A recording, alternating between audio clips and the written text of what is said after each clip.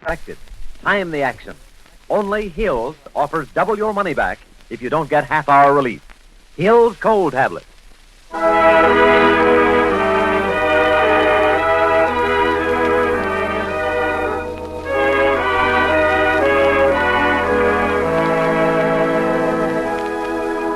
Ladies and gentlemen, Colonos Toothpaste presents Mr. Keene, Tracer of Lost Persons, one of the most famous characters of American fiction and one of radio's most thrilling dramas. Tonight and every Thursday at the same time, the famous old investigator takes from his file and brings to us one of his most celebrated missing persons cases.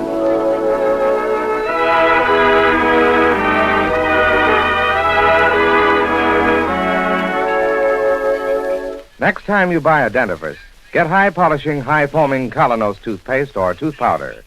Colonos is a double result dentifrice with a mouthwash effect built right in. Freshens your breath while you're brushing your teeth. Tomorrow, buy Colonos.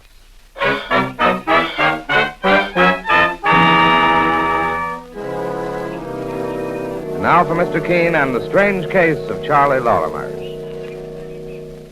Our scene opens on a quiet country road which runs parallel to a wood. Two youngsters are on their way home after a brisk hike, and the late afternoon sun is slowly setting in the west. Boy, I'm getting tired of walking, Tom. Me too, Buzzy. So let's take the shortcut through the woods. Okay. My old man says this strip of woods is a nice piece of property.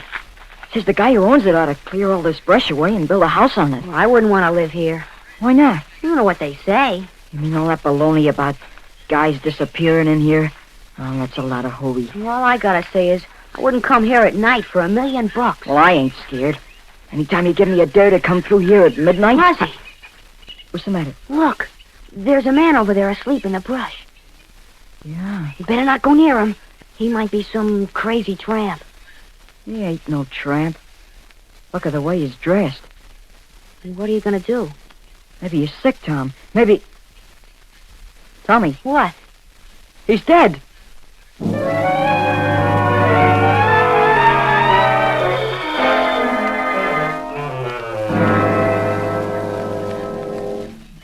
He's up there, officer. Lying under the tree. Yeah, what tree? That big birch. Well, come on, let's have a look.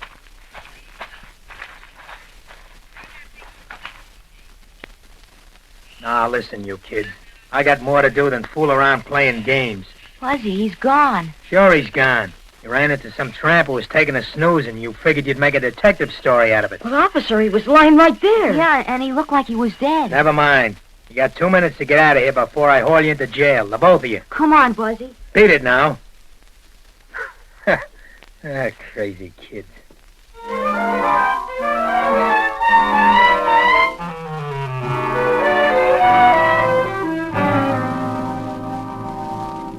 Please sit down, Miss Lorrimer. Thank you, Mr. Keene. Mr. Keene, this is Mrs. Bender. How do you do? I'm pleased to meet you, Mr. Keene. Emmy and my father were going to be married. Charlie disappeared the day before the wedding. You're a widow, Mrs. Bender? Yes. When did you last see Mr. Lorrimer? He came out to dinner to my house the night before last. I got a house near Trout River. That's about 50 miles from New York. I see. The night Charlie came out, he was feeling awful good. I cooked a wonderful dinner for him, the kind Charlie likes. I know when he likes my cooking because he always says the same thing to me. Emmy, you're the best cook in this state. Oh, well, did you like the peas and yams, Charlie? I never tasted peas the way you cook 'em. Say, are they delicious? Well, I preserved these myself this summer. I made up the idea myself of adding pepper and onions, something tasty. Emmy, I'm a lucky man to get you for a wife. You know the value of $1. Well, a man works hard for his money, and I feel I ain't got no right to spend it easy. If my first wife had felt that way, I might have been a rich man by now. But I'm doing all right. I know. Well, more preserves, Charlie? Oh, no, thanks. I ate so much I can hardly move. I think I'll take a little walk, Emmy. Oh, walk now? Why not? Just through the woods and back. Oh, it's so dark out there, Charlie. Oh, well, I'm not afraid of the dark. Well, you go ahead, but don't stay too long. All right. Well, tomorrow's the big day, Emmy. You'll be Mrs. Charles Lorrimer this time tomorrow night. Oh, I know. I'll be back inside half an hour. See you later, Emmett. Well, just be careful, Charlie, please. And you never saw him again, Mrs. Bender? No, Mr. King. Miss Lorrimer, were the police notified about your father's disappearance? Not yet, Mr. King. We thought we'd wait to see you first. Well, I'll contact the state troopers in that vicinity. And then I'll get to work on the case myself.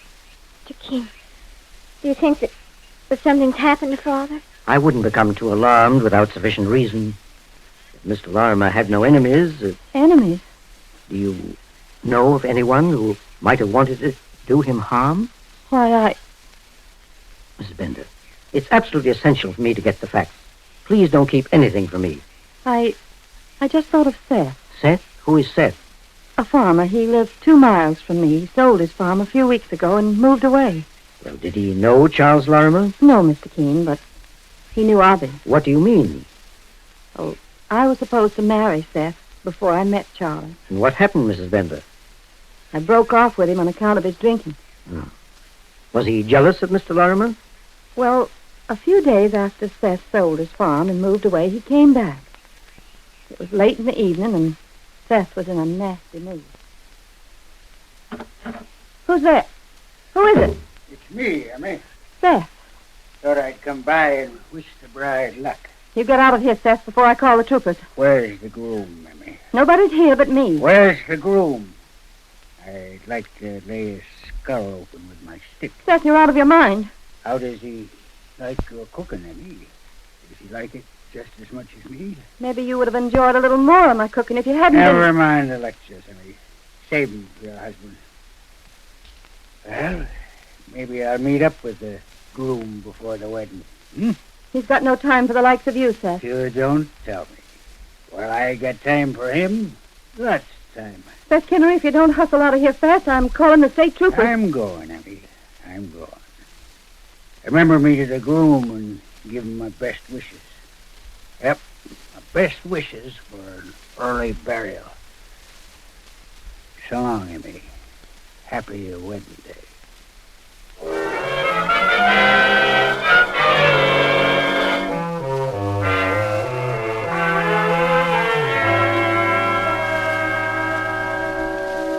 Mrs. Bender, why didn't you tell me this before? Because Seth ain't a bad man when he don't drink, Mr. Keene, and I figured his threats really didn't mean a thing. Do you know where Seth has moved to? No, sir. Well, did you ever see him again after that night? No, Mr. Keene, he never came back. This case seems a little more complicated than it appeared at first. Could Seth have had anything to do with Father's disappearance, Mr. King? It sounds likely enough, Miss Lorrimer, but let's not jump to conclusions. Give me a little time, a few days, to make a preliminary investigation. I'll try to get results. I only hope those results aren't tragic ones.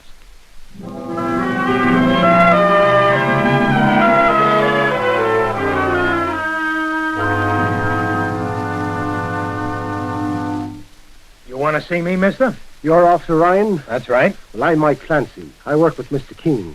And the two of us are making an investigation here in the neighborhood for a missing man by the name of Lorrimer. Mr. Keene sent me out here to make a routine report for the state police. I see. How long has the man been gone, Mr. Clancy? 3 days. He was last known to be walking through that strip of woods near the river. That's funny. What is, officer? 2 kids told me something about seeing a body lying under a tree just about that time. I went out into the woods with them, but there wasn't a trace of anybody at all. Well, do you think maybe they were playing a practical joke? No, I figured they might have seen some tramp asleep in the woods. Well, where can I get in touch with these kids, officer? I'll give you their addresses. They both live in Trout River. Oh, thanks a lot. Meanwhile, you can give me this man Lorimer's description, and we can send out an alarm. We certainly appreciate your cooperation, Officer Ryan. We may be small-towners out here, Mr. Clancy, but we've heard of Mr. Keene, the famous investigator, and we're glad to work with him anytime.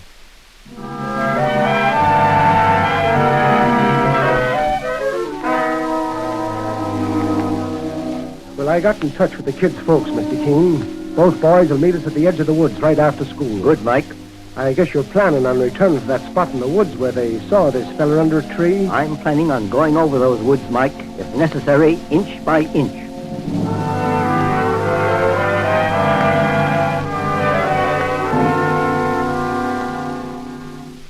You're Buzzy? Yes, sir. And I'm Tom, Mr. King. Are you boys familiar with these woods? We know them like the backs of our hands, Mr. Keene. Well, we've been playing and fishing around here ever since we could walk. And there'd be no question about you taking us back to the exact spot where you saw that man. You leave it to us, Mr. Keene. Gee, it's an honor working with a famous detective like you. We'll take you there. That's the idea. Yeah, it isn't far from here. Just over that ridge. All right, boys. Let's go.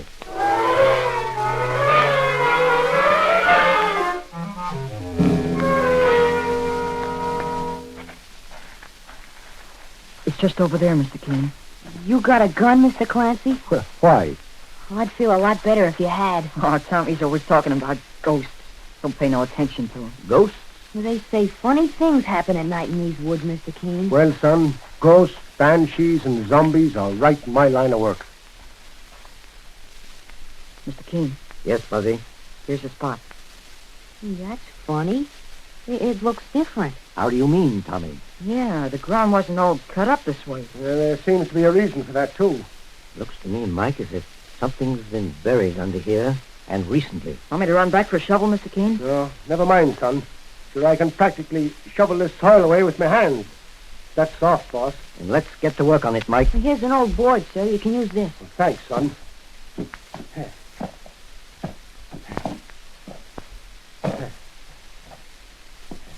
Easy, Mike. Whatever is there is buried very near the surface. I've hit something already, Mr. Keene. What is it, Mike? Buzzy, look. It's a man. He's dead, Mr. Keene. Buzzy, was this the body you saw under the tree? It doesn't look like the same one. The man we saw had on a different coat. He was... Mr. Keene, I know who he is. Who, Buzzy? He used to own a farm around here. Sure. That's Seth Kinnery.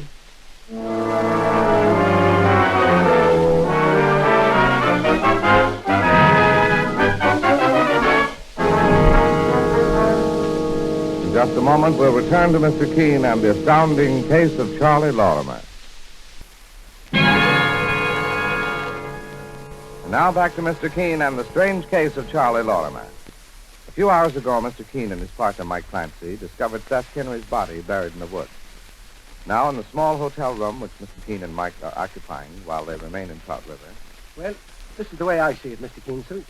The night Charlie Lorrimer went out for his walk, Seth Kinnery was gunning for him. But Charlie beat Seth to the draw. Then what do you think happened, Mike? Well, Charlie got scared and felt he might not be able to prove self-defense. So he buried Seth as fast as he could and then took it on the lam. Well, that's a very good theory, Mike, if it went for certain other facts. What other facts, sir? First of all, what about the original body under the tree? The one the boys first saw. Well, that may not have been a dead body at all, Mr. Keene. That fellow may have been just a sleeping tramp, just as the state trooper said. But, Mike, how do you account for the fact that Seth Kinnery had been dead for 3 days when we found him? Because that's when Charlie Lorrimer killed him. Don't you remember, boss? It was exactly 3 days when... No, wait a minute. Well? If he had been killed in the woods by Lorrimer, the state trooper would have discovered it when he first hit the spot. That's right, Mike. Which means that the only way Lorrimer could have killed him would have been to... To do it somewhere else. Hide the body for a day or two, then bring Seth back to where we found him. That sounds like an awful lot of trouble, Mr. Keene. Well, frankly, I don't believe a man who kills in self-defense could be as cagey as all that, Mike. No, the man who killed Seth was an experienced murderer who knew his business. Which brings us to where we were before, Mr. Keene. It seems to me, though, that Charles Lorrimer holds the key to the mystery. Ah, if we could only find him. I'll take it, Mike. Hello? Mr. Keene, Yes. this is Emmy Bender. Can you come over to my house right away? Of course, Mrs. Bender. What's happened? I'll explain when you get here. Please, come quickly. I'll be over there in 15 minutes, Mrs. Bender. Wait here for me, Mike. The state troopers are going to phone in regard to the autopsy on Seth Kinnery. I want to make sure we get that call. Right, sir.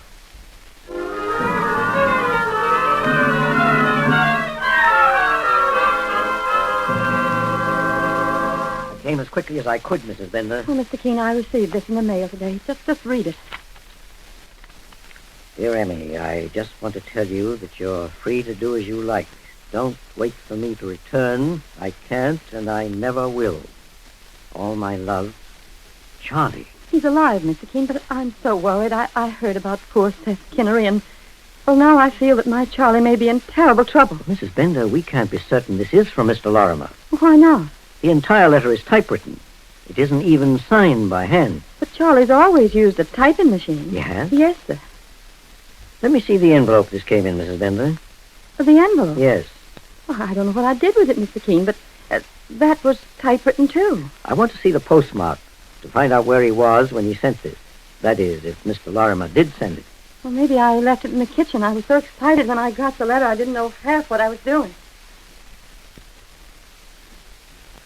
Have you found the envelope, Mrs. Bender? No, Mr. Keene, I was almost certain, though, that I left it in here. Search the place thoroughly, please. Go through the cupboards. Oh, it wouldn't be in the cupboard. That cupboard's broken anyway. I never use it. When did you get this letter, Mrs. Bender? Just a few minutes before I called you, Mr. Keene. I found it in my mailbox, and here it is, Mr. Keene. Here's the envelope and the sideboard.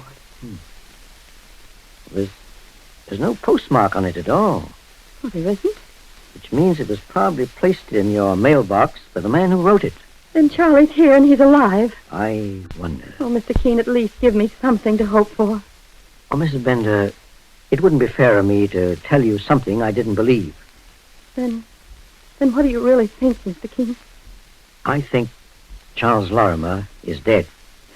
Oh, no. I'm sorry, Mrs. Bender. I wish everything didn't point in that direction, but it does. Charlie never hurt anybody in his life. He was such a good man. I may still be wrong. I hope so. In any case, in order to prove the facts, we've got to find the evidence. I'm going to take this letter with me, if you don't mind. Well, would you return it later, Mr. Keene? Of course. It's all I have left to remember Charlie by. I'll take good care of it for you, Mrs. Bender. Are you all right? Yes. Yes, I'm all right, Mr. Keene. Then goodbye, Mrs. Bender. You'll hear from me again very soon.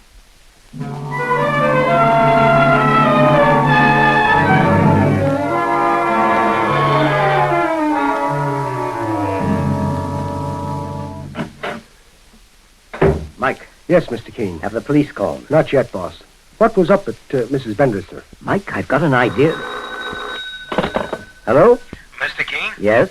This is Officer Ryan of the State Police. Oh, yes, officer. I'm calling from headquarters. They've just finished a post-mortem on Seth Kinnery's body. Yeah? That bullet in his head wasn't the cause of death. Kinnery was already dead when he was shot. He'd been poisoned. What? Yes, sir, poisoned, but it was accidental. What do you mean by accidental? The man died of food poisoning. The doc said he ate something that was spoiled and it killed him. Food poisoning. That's right. We can't account for the bullet wound, though. Can you, Mr. Keene? Offhand, no. But I'll get in touch with you later if I have anything new of interest to you. Right, Mr. Keene. So long. Thanks for calling, officer. Well, Mr. Keene, you mean to say that fella died because of something he ate? Well, that's the coroner's opinion, Mike. But what about the bullet in his head? Mike, I'm going back to New York to talk to Charlie's daughter, Nancy Lorrimer, once again. You stay on the job here, and I'll return sometime tonight. Right, sir. This case has taken a decidedly different turn. Yes, I may have a job for you to do when I get back, Mike. A dangerous job.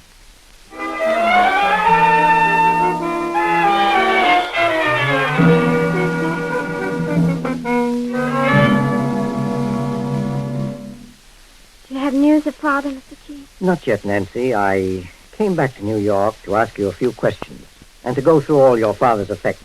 You're welcome to search his room, Mr. Keene. Oh, thank you. First, I want to ask you one or two things, and please try to remember every single detail. It may mean the difference between solving this case or having it remain a mystery forever. Yes, sir. Now, this is what I want to know, Nancy.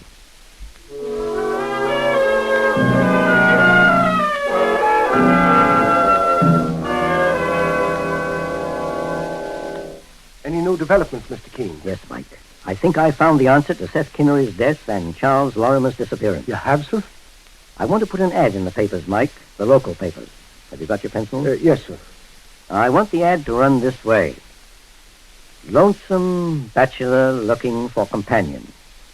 Between ages of 35 and 45. 35, 40. Have you got that? Yes, sir. Well, here's the rest. Correspondent wishes to marry. Can offer $2,000 in cash $2,000. in exchange for comfortable home. Is there a woman in the world who is lonely too? Anything else, Mr. King? Well, that's all, Mike. You're not going into the marriage broker business by any chance, boss? Only temporarily, Mike. Well, who is the lonesome bachelor you're referring to, Mr. King? You? Me? That's right. Oh, no, I ain't so lonesome I want to hitch myself up to a woman I don't even know. I ain't even lonesome at all, Mr. King. You will be, for the time being. You'll be a suitor, Mike, with $2,000 in cash in one pocket and a gun in the other.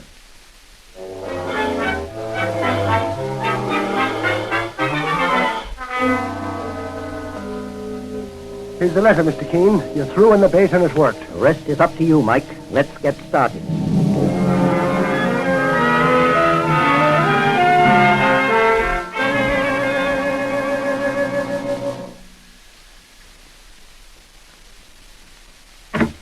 Yes? Mrs. Bender? That's right. Well, I'm the fellow who advertised in the papers. Oh, please, won't you come in? Well, my name is Clancy, ma'am. Mike Clancy. Well, and I'm Emmy Bender. Aye, sure is a nice place you got here. Well, it's a lonesome place without a man around. Well, Emmy, I'm a man of few words. I got marriage on my mind. That's why I'm here.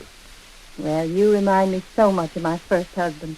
He was straightforward like you. Well, we'll need some time to get acquainted, but just to prove to you, I ain't a fellow who brags about what he can't prove.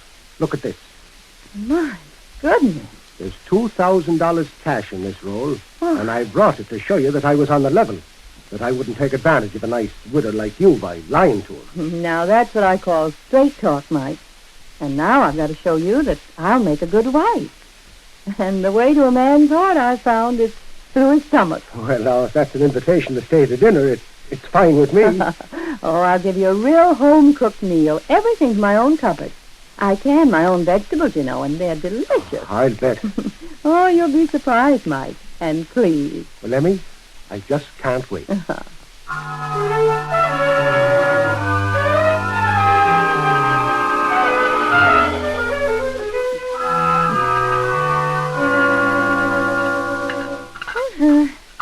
Well, now, everything's ready, Mike.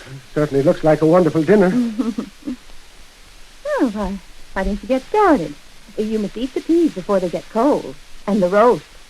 Oh, I put lots of good fresh pepper and onions with the peas. My own special recipe. Everybody raves about them. Go on, and taste them. Yeah. Say, what are you doing? Collecting Collecting what? the evidence. Emmy, this food is poisoned. What? Just stay where you are, Mrs. Bender. Mr. King. Sorry I started you. I came up by way of the cellar. What is this, a frame-up? You bet your boots, Emmy. You killed Charles Lorrimer by poisoning him, Mrs. Bender, What? with your special recipe of highly seasoned peas. He died as he walked through the lonely woods that night. The next morning, you brought his body here to your cellar, where Seth Kinnery was already buried. That's a lie. Later, you decided you could account for Charlie's disappearance by putting a bullet through Seth's head and leaving his body where it could be easily found. And if it hadn't been for No, you... no, easy, Emmy. We don't want to get rough. You had met your prospective suitors by advertising in the newspapers for a companion, the way Mike advertised yesterday afternoon.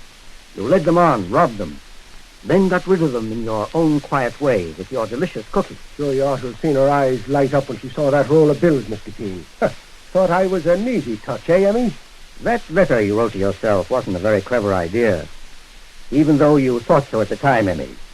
And the newspaper ads I found in the late Charlie Lorimer's coat, together with his daughter's story of how you met him, was enough evidence for me. And them extra special peas sure worked fine in that dinner you fixed up for me, Emmy. And I wouldn't be surprised if that's the kind of a dinner you dished out to your poor departed husband. Well, what if I did? He was no better than any other. Mrs. Bender. Why shouldn't I get something out of him? Why shouldn't I get one with $1 million like them games on Park Avenue do? Why not? Why not? I used any way I could think of to poison him. My husband, yes, the darling. I'm clever, I am. I'm smart. They were crazy about my special recipe for peas. Mike, I suggest we escort Mrs. Bender into town. She has a date with another man. Have I, Mr. Keene? Yes. The chief of police.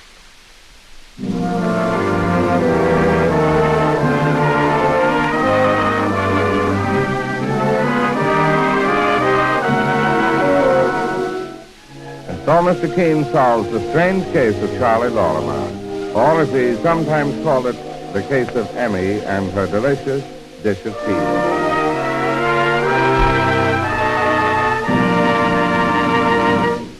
Would you like to smile this very minute and have your teeth reveal their natural brightness? And at the same time, would you like to know how to help get away from the suspicion that unwelcome breath, when caused by improper cleansing, may be holding you back socially and in business? Well, brush your teeth with Colonos toothpaste morning and night, as you would with any other toothpaste, with this one exception. When you finish brushing with Colonos, swish its rich active foam thoroughly through your mouth. For Colonos is one toothpaste with a mouthwash effect built right in.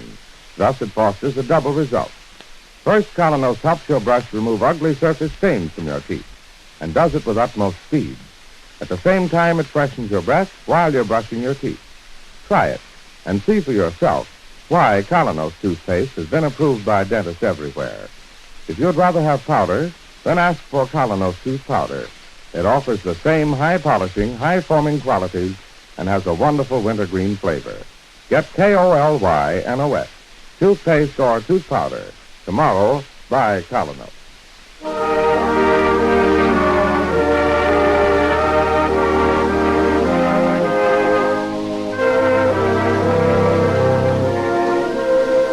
You've been listening to Mr. Keene, Tracer of Lost Persons, on the air every Thursday at this time. Don't miss Mr. Keene next Thursday, when the kindly old tracer turns to the ballet murder case.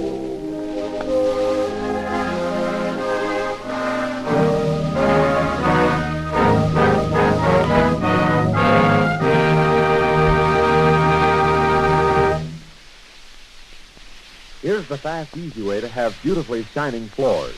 Just use no rubbing Aero Wax. While you wash, it polishes itself to a marvelous luster that eliminates frequent scrubbing. Aero Wax dries in minutes, but lasts for weeks.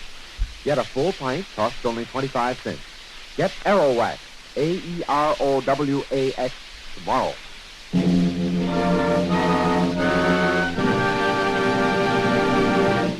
Mr. Keene, Tracer of Lost Persons, will be on the air next Thursday at the same time. This is Larry Elliott saying goodbye for Mr. Keene and the Whitehall Pharmaceutical Company, makers of Colonos toothpaste and tooth powder, and many other dependable high-quality drug products. This is CBS, the Columbia Broadcasting System.